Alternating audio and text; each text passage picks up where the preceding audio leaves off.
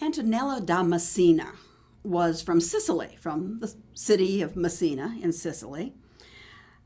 And if you think about Sicily, the local art tradition would have things like Byzantine mosaics that would reflect light off the gold. But Antonello's style is, except for the great interest in light, is somewhat different than that, as we'll see. So let's take a look at one of his works. Let me place him in history first while you're looking at this. In 1475, Antonello was in Messina, and he would seem to have been there about a year and a half, and he greatly influenced Venetian painting. In fact, Hart goes so far as to say that in the year and a half that he was in Venice, he changed the whole course of Venetian painting. Now, what we're talking about is the introduction of oil paint and the luminosity and richness of color that can be achieved with oil paint. We're talking about how that was introduced to the Venetians. According to Vasari, it was Antonello. And some people have doubted that. And maybe you can't place the entire weight of this amazing transformation on Antonello's shoulders. But it certainly is interesting that in the time that Antonello was in Venice, it's right after that that we start to see people like Giovanni Bellini painting with oil paint and really transforming Venice and transforming Venetian painting into something that is known for its light and color. So traditionally, Antonello introduced oil painting to the Venetians. It may not have been the first time that they ever heard of oil painting. We know that oil painting was known long before the 15th century. But perhaps he showed Bellini, maybe some of the other Venetians, how to use the oil to create atmosphere, luminosity, and color. And of course, the Venetians then in the 16th century are known for their colore, their use of light and color. Now, how did Antonello learn these techniques?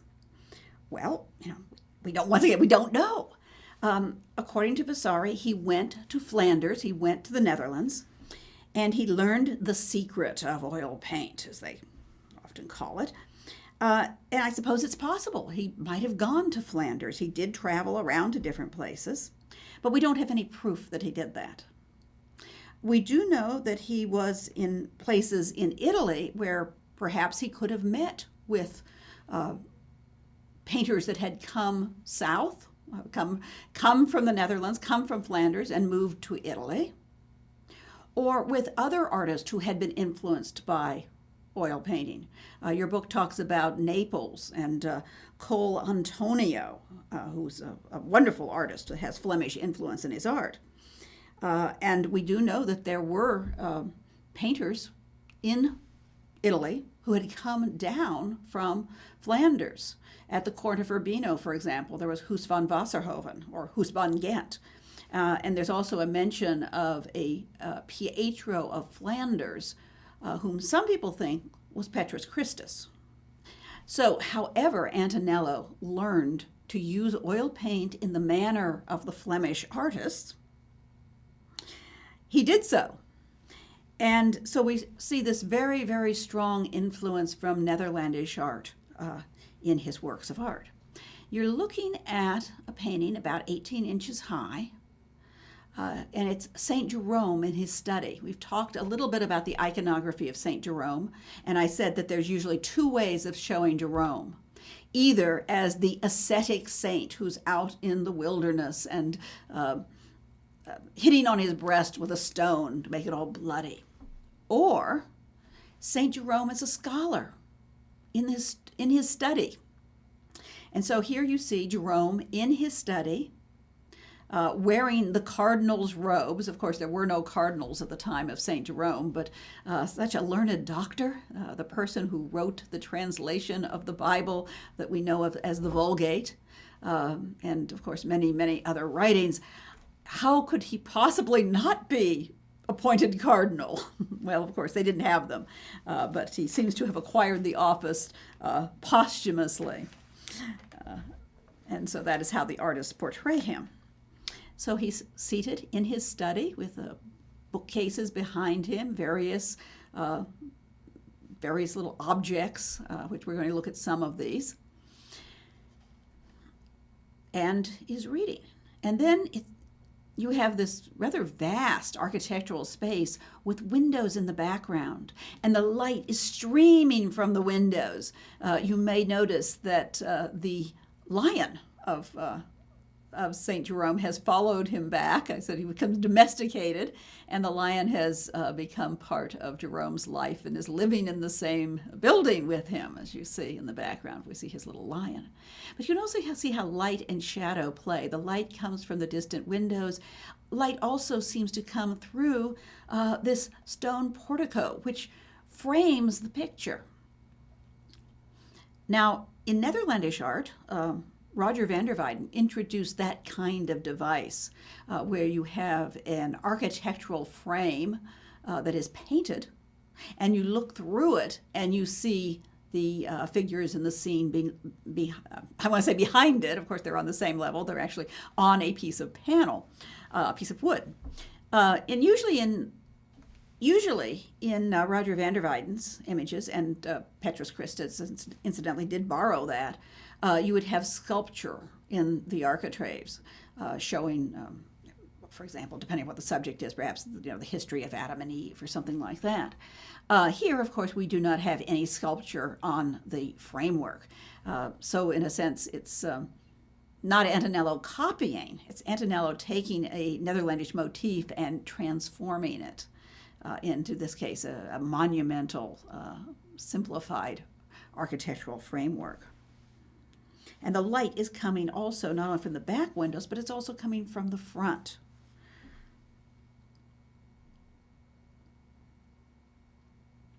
Now, one of the interesting things about this picture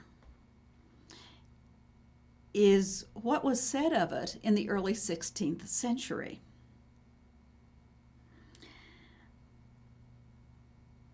In about 1529, Marc Antonio Michel, who was a writer, wrote about this. He wrote a book, which is available, I think, only in manuscript, but he went to different people's households where they had different collections of art and observed the art. And then he wrote down what he saw.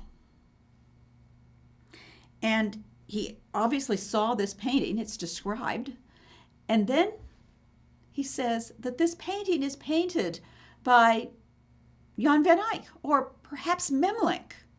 Well, part of the confusion is that Jan is John, or Giovanni, and Hans is the German of John, which would be Giovanni. So they both have the same first name. So it's that famous Flemish artist John. Well, we've got Jan van Eyck and Hans Memling. But it is interesting that he attributed it to an actual Netherlandish artist.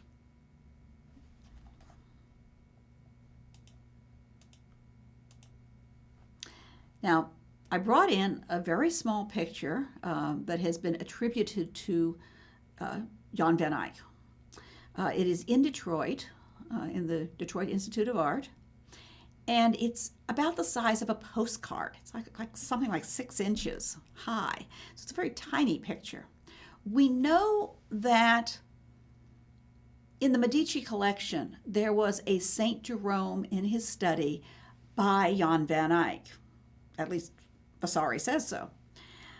And many people think it was this painting. It's also possible, of course, that it was another painting. I always thought it would be a really interesting, if somewhat difficult, research project to gather together all of these paintings of St. Jerome and see if you can see a change in the Italian paintings that could be attributed to the presence of Jan van Eyck's painting.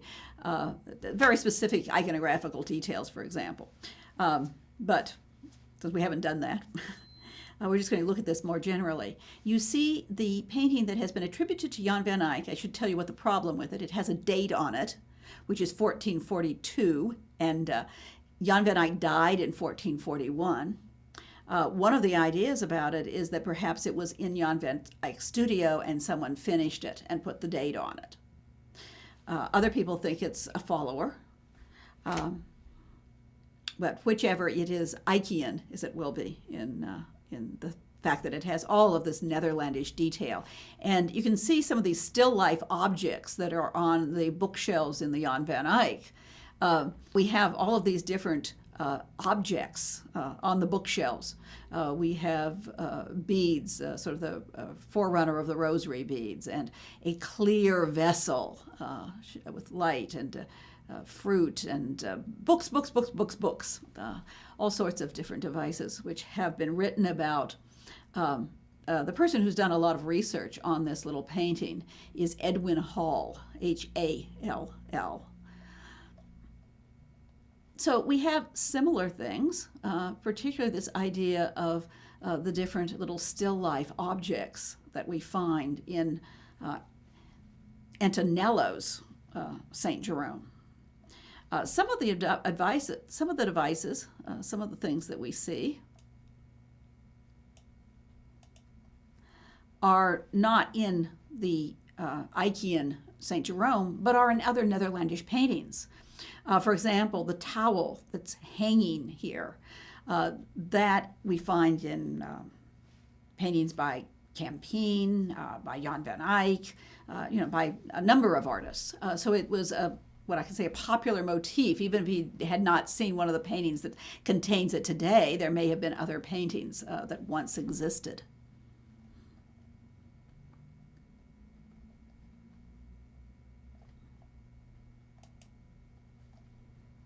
And we see a little kitty cat, and of course many books and other devices, some plants.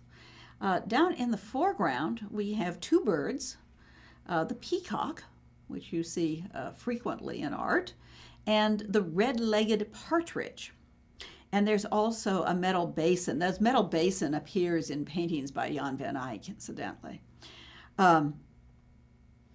There is some symbolism associated with these birds, and of course, one of the things would be to tie it directly to Jerome. The symbolism I'm going to tell you about is Marian symbolism, symbols of the Virgin Mary.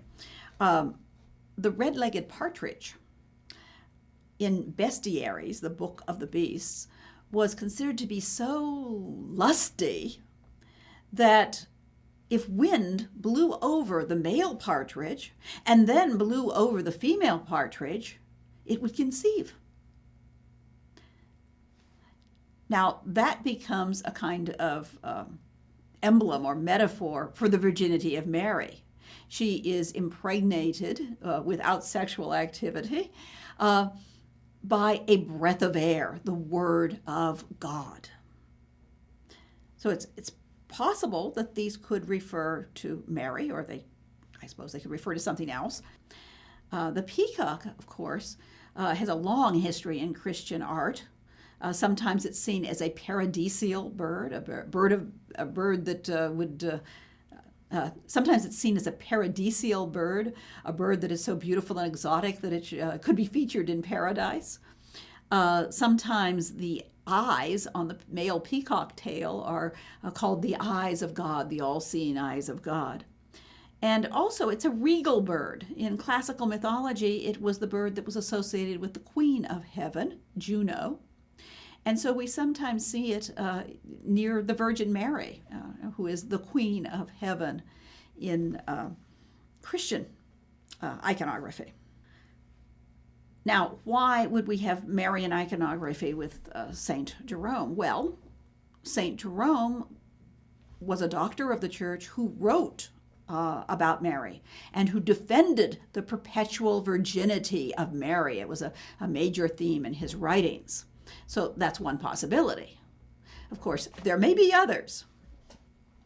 But we have here the detailed naturalism, which we associate with Flemish art and which seems to have influenced Antonello da Messina.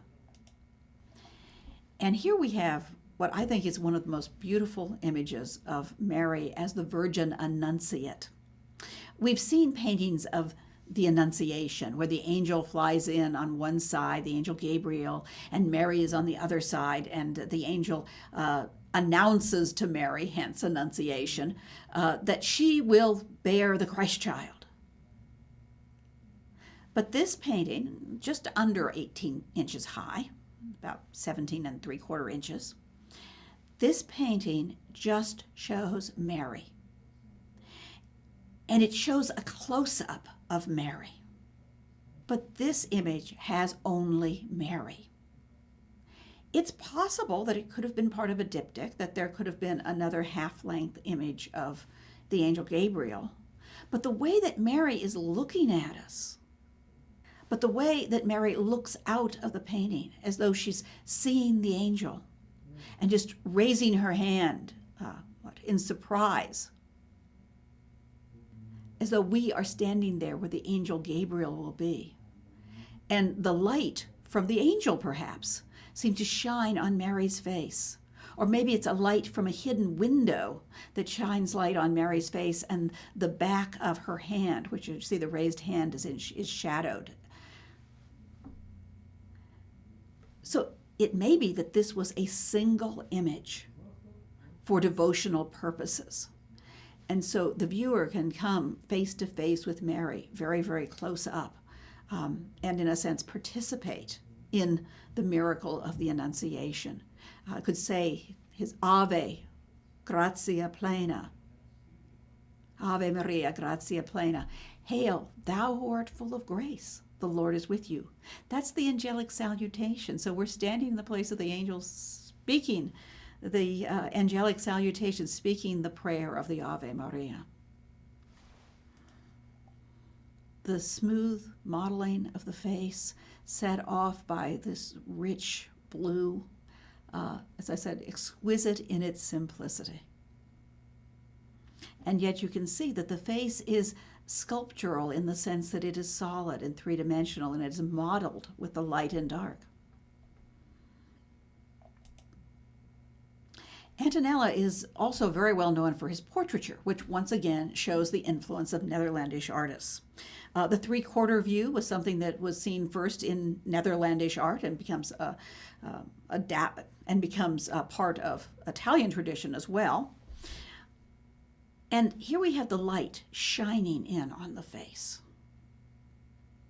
You have the stubble of the beard, and such details as the little wisps of hair that poke out from under the cap. Those are Netherlandish details, if you will, the kind of thing that you might see in a painting by Jan van Eyck, perhaps, who painted a number of portraits. But then we see this, the very solidity and somewhat simplification of the form of the face and the form of the figure that just tells us that this is an Italian master. That interest in light that models the forms is certainly something that you can see in Antonello da Messina's Saint Sebastian. Saint Sebastian was a plague saint. By that I mean he was a saint to whom people prayed to deliver them from the plague and from other epidemic diseases. His legend is that he was a Roman soldier who converted to Christianity and refused to kill.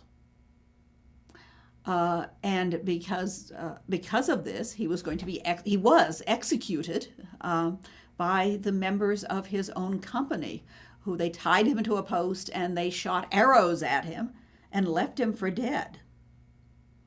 And that's the moment we see here, that he's been left for dead. However, the story continues that Saint Irene comes along and takes him back to her home, pulls out the arrows, and restores him to health, which then he is completely martyred at another point later on there. He does become a Christian martyr. In a sense, he almost dies twice. But here we have him, it's a kind of iconic figure, standing erect, tied to the in this case, it's a tree trunk that seems to be growing right out of the paving stones of the piazza. The soldiers are in the background, but they've finished shooting the arrows and have sort of left him there. And so you have the complete understanding of linear perspective in the city as the city goes back into the background. And Sebastian is shown as a contemporary person. Antonella is not really trying to say, oh, this is ancient Rome, except you do have a column that has fallen over, sort of a reference perhaps to antiquity. But the houses look very much what you might see in the Veneto. And even his garment, he's not wearing a loincloth. He's essentially wearing 15th century briefs, undergarments. But once again, you're seeing this light and this very, very calm feeling that infuses Antonello's paintings.